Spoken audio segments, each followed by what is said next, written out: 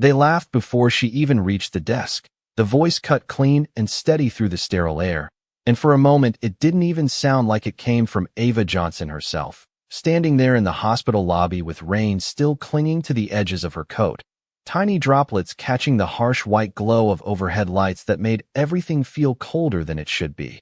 The reception area stretched wide in polished marble and glass, every surface reflecting movement, status, belonging, and she stood out immediately, not because she made a scene, but because she didn't, because she walked in quietly, shoulders relaxed, eyes focused, like someone who knew exactly where she was going in a place that had already decided she didn't belong.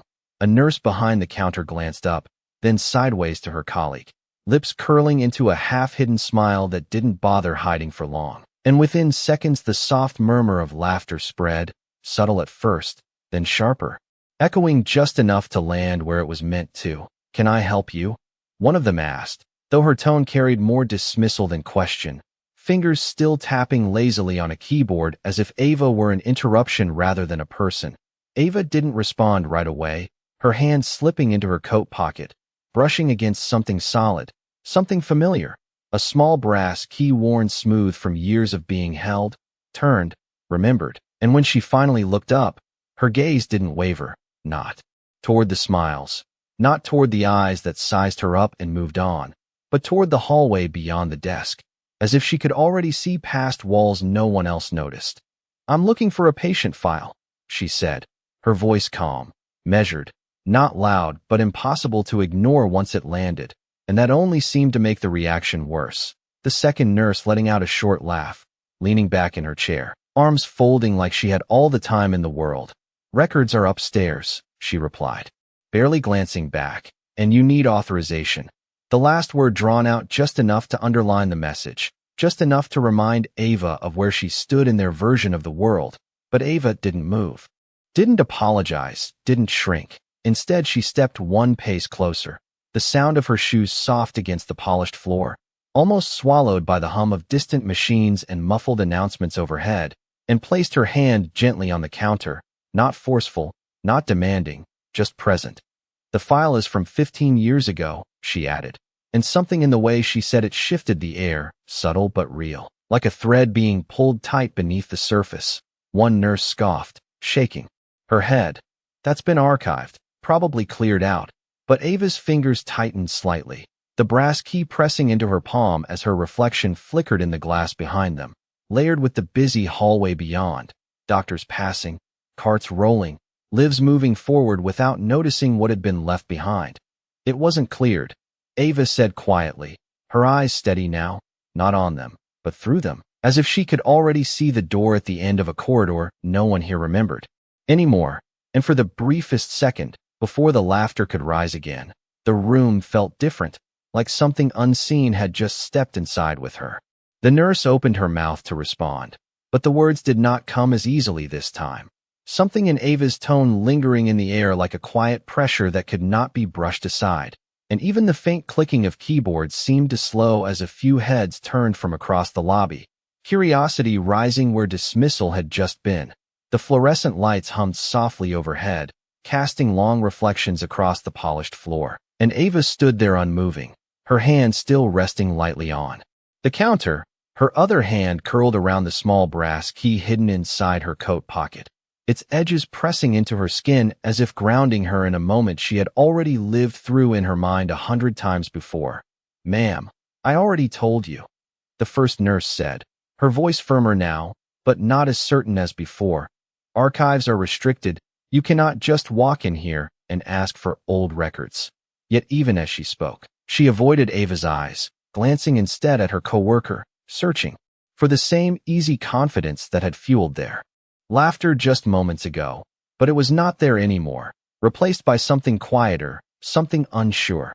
Ava inhaled slowly, the scent of antiseptic and distant coffee filling her lungs, familiar in a way that tightened her chest, not with fear, but with memory. And when she exhaled, her voice carried that weight, calm and unwavering. "Room 312, East Wing," she said, not as a question, but as a fact. And the numbers seemed to land differently, precise, deliberate, like coordinates rather than guesses. One of the nurses frowned, her brows knitting together as she pulled up something on the screen, fingers moving faster now. The earlier amusement replaced with a subtle urgency she did not fully understand.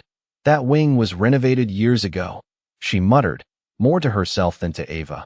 But the system responded anyway, a soft chime, a flicker of text, and for a brief second, her posture stiffened, Ava noticed, but did not react outwardly, her gaze drifting past them again, toward the corridor where the light shifted slightly near the far end, where the newer walls met the older structure that had never fully disappeared beneath fresh paint and modern design.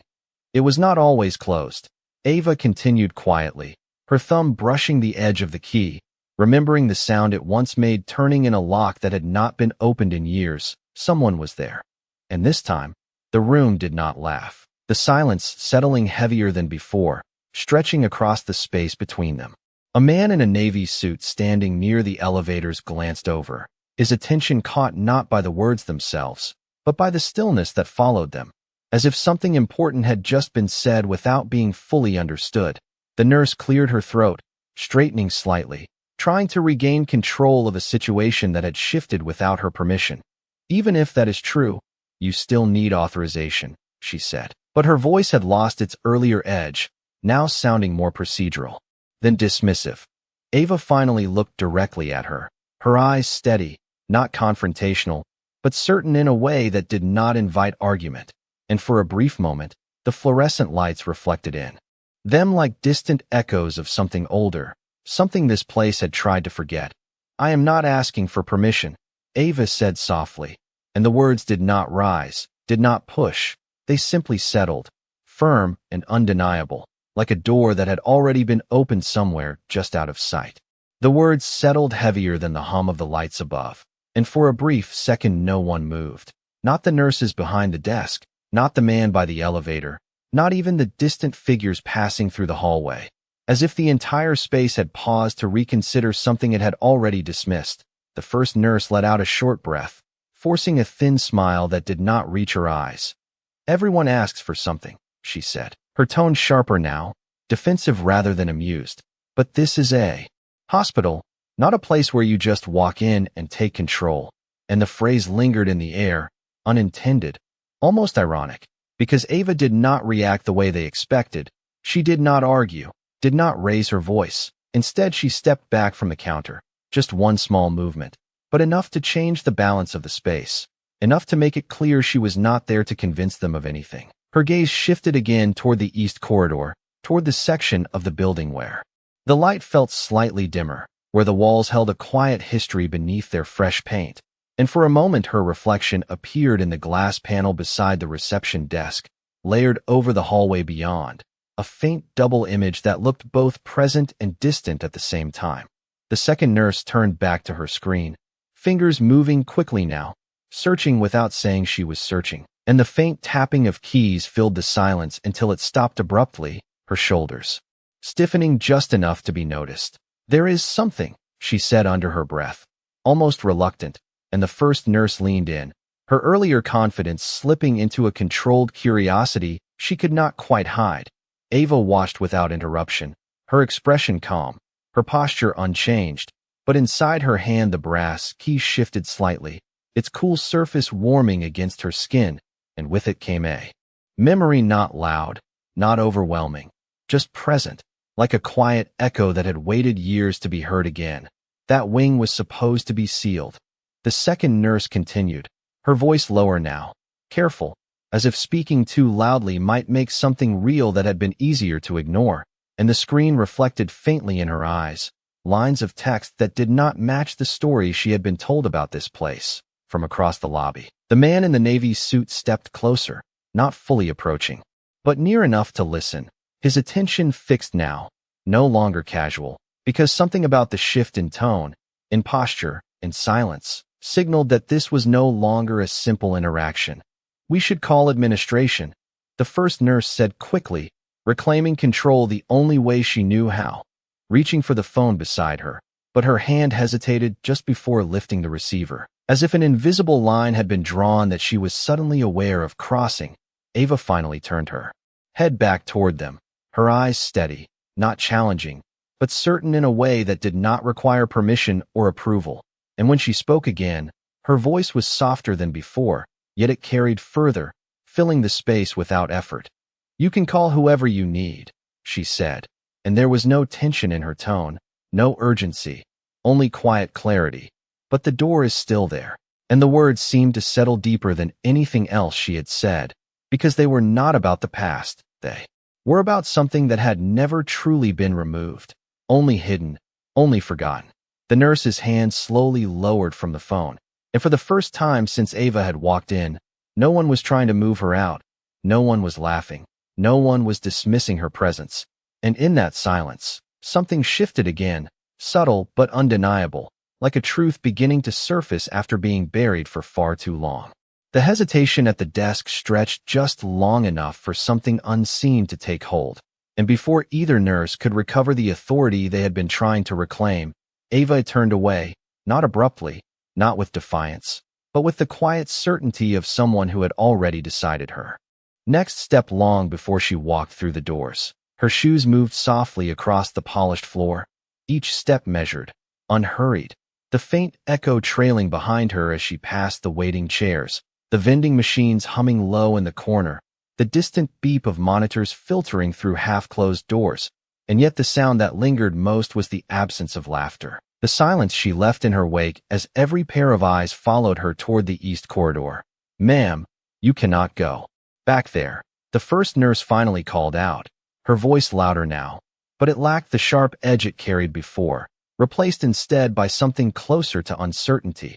And still Ava did not stop, did not turn, her hand slipping once more into her coat pocket, fingers closing around the brass key as if it were not just an object, but a memory she could hold.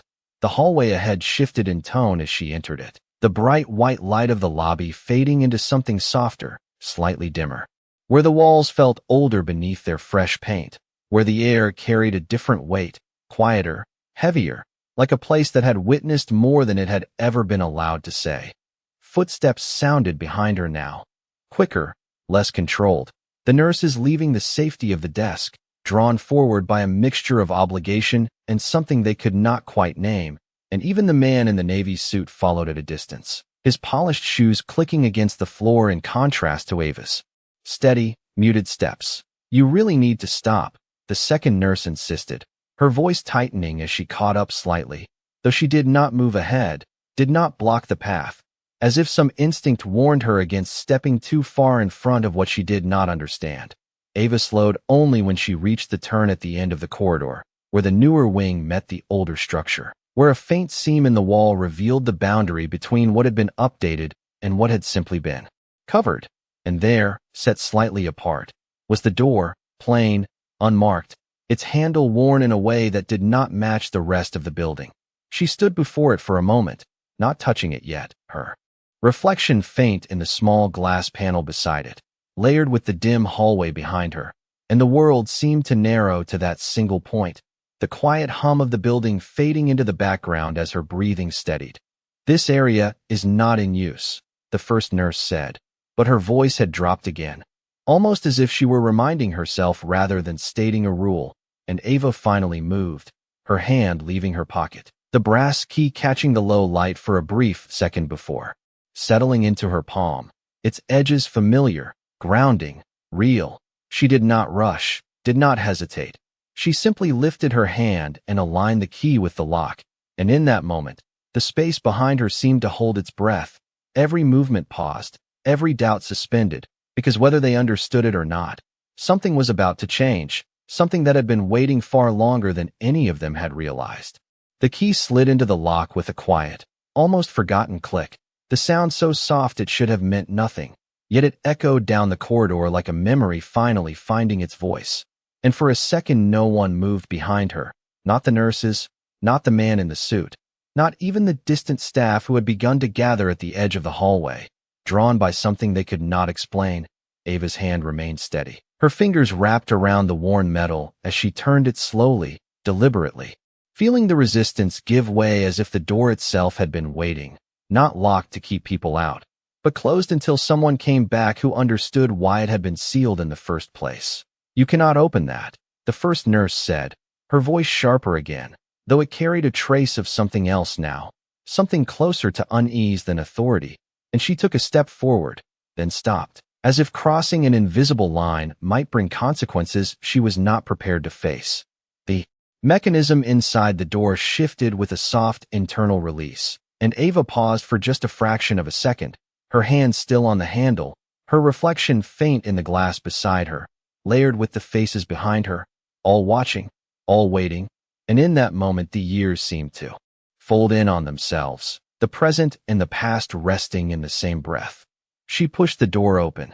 The hinges did not creak, did not resist, they moved smoothly, almost too easily, revealing a room untouched by the modern updates surrounding it. The air inside cooler, still, carrying a faint trace of something older than disinfectant, something that lingered beneath the surface like a story that had never been finished. The light from the hallway stretched across the floor, illuminating edges of furniture that had not been replaced, a bed frame, a cabinet, a monitor long disconnected, all preserved in a quiet state of absence rather than decay.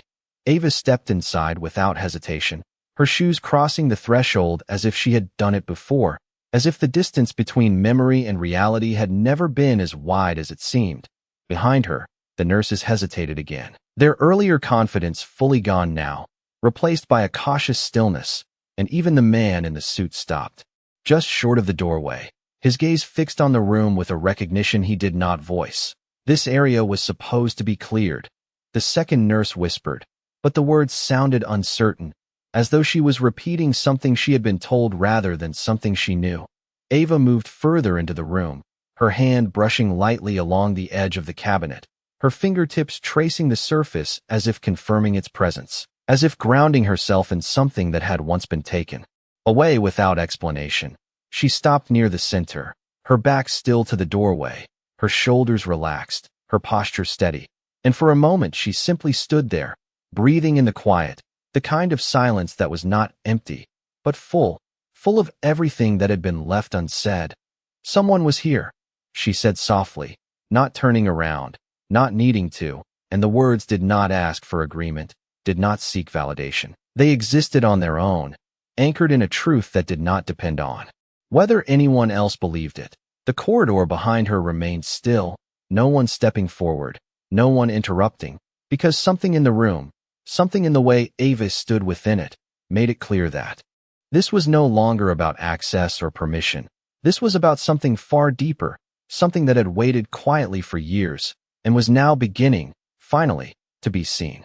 The silence inside the room settled deeper than before, not empty, but full, like the air itself was holding on to something that had never been released, and Ava remained still for a long moment, her breathing slow, steady, her eyes moving across the space with quiet recognition, not surprise, not curiosity, but something closer to remembrance. The faint light from the hallway stretched across the floor and touched the edge of the bed, revealing dust that had not been disturbed, surfaces that had not been claimed by time so much as paused within it, preserved without intention, as if the room had been waiting without knowing why. Behind her, no one spoke. The nurses standing at the threshold, their earlier voices gone, replaced by a cautious stillness, their eyes scanning the room like they were seeing it for the first time, like the stories they had been told about this place no longer aligned with what stood in front of them. Ava took a small step forward, her hand lowering gently onto the back of the chair near the bed, her fingers resting there as if grounding herself, as if confirming that this moment was real, and the faint scrape of her touch against the surface was the only sound that broke the stillness. She did not rush, did not search. She simply existed within the space, allowing the room to speak in its own quiet way. They said it was closed. The first nurse whispered from behind her, the words barely audible, carrying more uncertainty than conviction, and no one answered her, because the truth in front of them did not match the explanation she had been given. Ava's gaze moved slowly to the far wall, where a faint outline remained, a place where something had once hung, something that had been removed but not erased, and her eyes lingered there for a moment longer, her expression softening just slightly, not with sadness, not with anger, but with something deeper, something steady. She reached into her coat again, her fingers brushing the inside.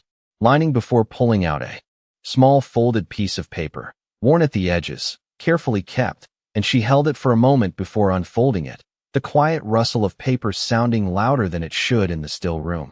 The nurses exchanged a glance behind her, unsure whether to step forward or remain where they were, unsure whether they were witnessing something they should interrupt or something they had no right to touch. Ava did not turn around, did not explain. She simply looked down at the paper, her eyes scanning it, briefly before lifting again, aligning the image in her hand with the space in front of her, as if matching memory to reality, past to present. It was not supposed to disappear, she said softly, her voice calm, but carrying a weight that settled into the walls themselves.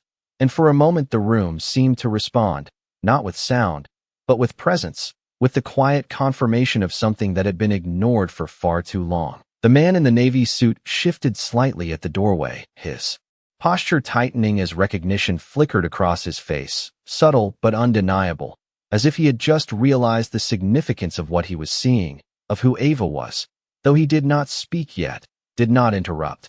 Ava lowered the paper slightly, her hand steady, her shoulders relaxed, and in that stillness, the room felt different again, no longer just a forgotten space, but something reclaimed, something seen, something that could no longer be dismissed as a closed chapter because it had just been opened again, not by force, not by demand, but by quiet, undeniable truth. The paper trembled just slightly between Ava's fingers, not from fear, but from the weight of recognition finally settling into the room, and the silence stretched tighter, as if every breath taken inside that space carried a question no one had dared to ask until now. The man in the navy suit stepped forward at last, slow, deliberate, his polished shoes crossing the threshold with a hesitation that did not match his appearance. And when he spoke, his voice was measured, but no longer distant. "Ms. Johnson," he said, and the name landed differently than before, not as a formality, but as an acknowledgement. Something that shifted the air once again. The nurses turned toward him immediately, searching his face for clarity, for authority, for something to restore the balance they had lost. But what they found instead was uncertainty, the kind that only comes when something important has been overlooked. Ava did not turn right away, her gaze still on the faint outline along the wall, her fingers holding the paper just above her side. And when she finally spoke, her voice was quiet, but it carried through the room with a steadiness that did not need to rise. "You found it," the man said, almost to himself. And that was the moment everything changed, because it was no longer a question of whether she belonged there, but why no one else had remembered. Ava slowly turned to face him, her expression calm, her eyes clear, and in them there was no accusation, no anger, only a truth that had been waiting long enough. "It was never gone," she replied, and the words settled into the space like something final, something that could not be dismissed or rewritten. The second nurse shook her head slightly, confusion tightening her voice. "What is this place?" she asked, not demanding, not dismissive anymore, but genuinely unsure. And for the first time, Ava looked directly at her, not with judgment, but with a quiet kind of understanding that only made the question heavier. She lifted the paper in her hand just enough for it to catch the light, revealing a photograph, aged but clear, a hospital room. This room, with someone sitting beside the bed, someone who looked younger, someone whose presence still lingered in the air even now. This room was not closed, Ava said softly. It was forgotten, and the difference between those two words hung in the silence like a line no one could step back across. The man in the suit exhaled slowly, his posture shifting as realization settled deeper. "The records," he murmured, "they were never transferred," and his voice carried the weight of something bigger than a missing file, something systemic, something that had allowed an entire moment, an entire person, to disappear without being questioned. The first nurse's shoulders dropped slightly. Her earlier confidence gone completely now, replaced by something quieter, something closer to regret, though she did not yet have the words for it. Ava lowered the paper again, her hand steady, her presence unwavering, and in that stillness, the truth no longer needed explanation, because it was already there, in the room, in the silence, in the way no one moved to stop her anymore. And as the realization spread, slow but undeniable, the The space itself seemed to shift once more, not as something abandoned, but as something finally seen, and for the first time since she walked in, Ava was no longer standing against them. She was standing in front of something they all had to face. No one spoke for several seconds after the realization settled, not because they did not have words, but because none of them seemed strong enough to hold what had just surfaced, and in that quiet, the distance between who Ava was when she walked in and who she stood as now became impossible to ignore. The man in the navy suit stepped further into the room, his posture no longer distant, no longer observational, but involved, present, his gaze moving from the photograph in Ava's hand to the space around them, as if seeing layers that had always been there but never acknowledged. "This should have never been left like this," he said quietly, not directing the statement at anyone in particular, but the weight of it landed on everyone. The first nurse lowered her eyes, her earlier tone gone completely, replaced by something softer, uncertain. "We were told it was handled," she said, her voice barely above a whisper. And even she seemed to hear how hollow that sounded now, how easy it had been to accept something without ever questioning it. Ava did not respond immediately, her gaze drifting once more around the room, her fingers lightly brushing the edge of the photograph as if anchoring herself in both past and present at once. And when she finally spoke, her voice carried no blame, no sharp edge, only clarity. "Being told is not the same as seeing," she said, and the words settled deeper than anything else, because they were not just about this room, but about everything that had been ignored beyond it. The second nurse shifted her weight slightly, her eyes lifting to meet Ava's for the first time without dismissal, without assumption, and there was something unspoken there, something that did not need to be named to be understood, a recognition of what had been overlooked, not out of intention, but out of habit. The man in the suit reached into his jacket, pulling out a slim folder, his movements deliberate now, purposeful, and he glanced at Ava before speaking again. "There is more you should see," he said, and this time there was no hesitation in his tone, no uncertainty about her presence, only acknowledgement. Ava looked at him, her expression steady, her posture unchanged, and for a moment the room seemed to shift once more, not as something forgotten, but as something transitioning into something else, something that would not be hidden again. She folded the photograph carefully, returning it to her coat pocket, her hand lingering there for a brief second before lowering again, and without another word, she stepped back toward the doorway, not leaving the room behind, but carrying it with her, its truth no longer confined to four walls. The nurses moved aside instinctively, creating space without being asked, their earlier resistance gone completely, replaced by a quiet awareness of something larger than their roles, larger than their assumptions. As Ava crossed the threshold, the light from the hallway met her again, brighter now, sharper, but it no longer felt cold, no longer felt like something that exposed her as an outsider. Instead it followed her, aligned with her, and the corridor that had once seemed distant now opened ahead with a different weight. The man in the suit fell into step beside her, not leading, not guiding, but accompanying, and behind them, the room remained open, no longer sealed, no longer silent, its presence extending beyond the door for the first time in years.